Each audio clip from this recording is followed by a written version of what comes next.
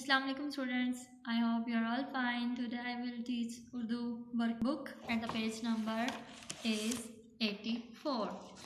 इधर भी हम अशारिया हरूफ का इस्तेमाल करेंगे और उसे पढ़ेंगे भी और लिखेंगे भी।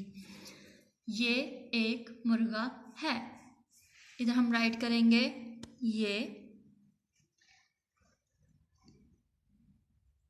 एक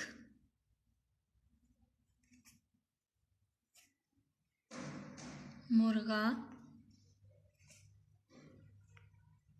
है।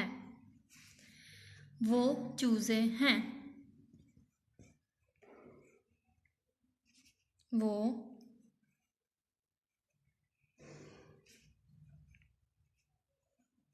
चूजे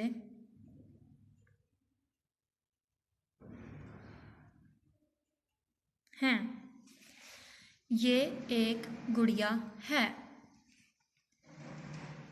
ये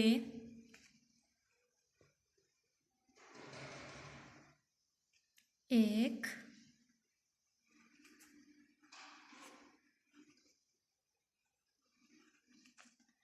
गुड़िया है। वो मछलियाँ हैं। वो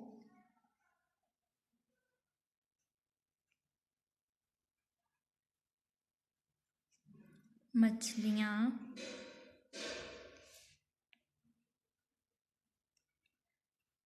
हैं। इसको आपने अच्छे से राइट करना है, आपने शेप भी अच्छी बनानी है और इसको आपने रीड भी करना है। Thank you so much. अल्लाह हाफिज़।